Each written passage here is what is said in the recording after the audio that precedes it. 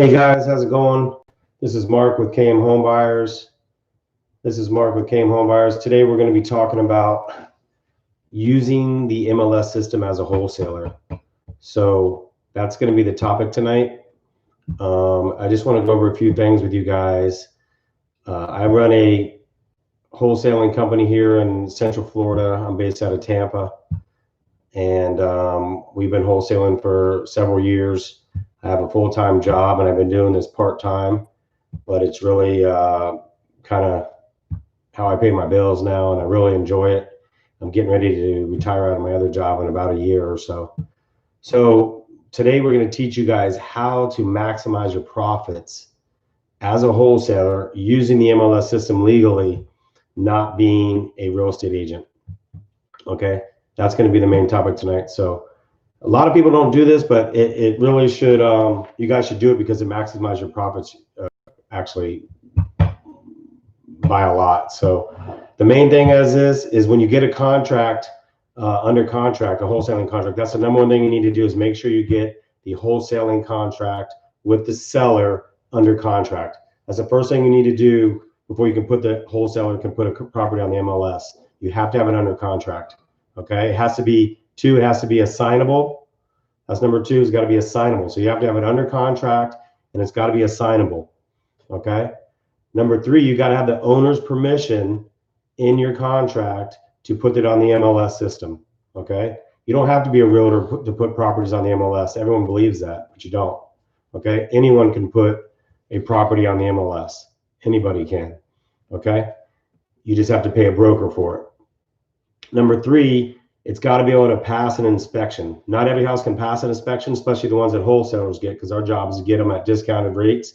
And how we do that is the place needs a lot of work and needs a lot of attention on it, whether it needs a roof or an air conditioner and all the insides.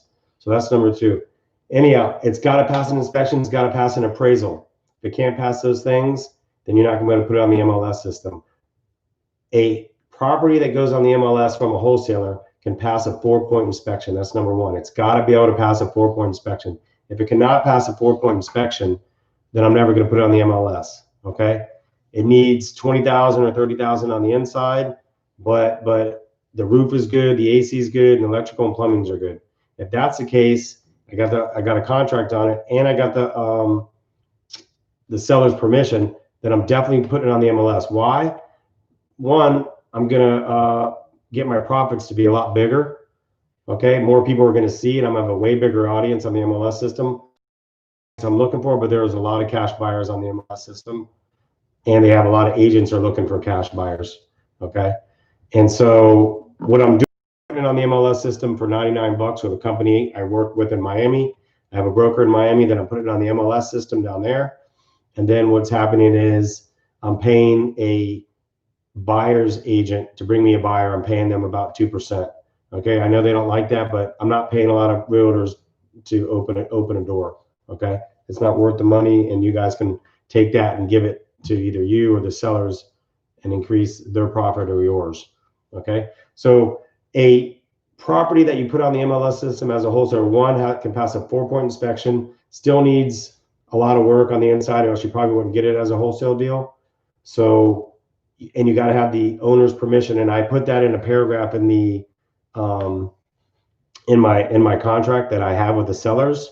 Okay, the problem with this is this is where you're going to come up with some hiccups. Is when you get it under contract and you find another buyer with a realtor that brings you a buyer from the MLS system, the wholesaler has to sign a additional contract with the end buyer if they're going to get a loan. That's the big tricky part of this. So really, they're going to sign a contract because a lender will not take a wholesaling contract. So you're going to have the seller and the buyer.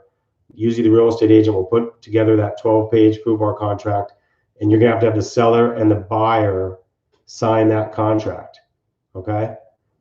That is kind of like your biggest hurdle. Not only that, you still got a little bit of an inspection period. Hopefully you can pass inspection period. Usually I'll get like an inspector to go over there beforehand to make sure it will before I put it on the MLS. But that's going to be one of your biggest hurdles. I let the buyer know up front. I'm not coming down off the price, okay, just because you do a little inspection and a couple things are broke. It's a discounted property by far. So, you know, those things, once I get a house that can pass a 4-point inspection, and I get the owner's permission and I get a contract on it, 99% of the time I'm putting it on the MLS system. The problem is a lot of realtors don't understand that you can do that.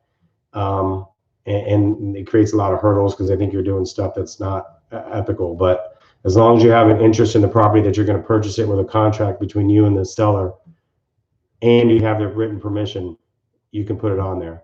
So don't be shy to put it on there and increase your price a little bit.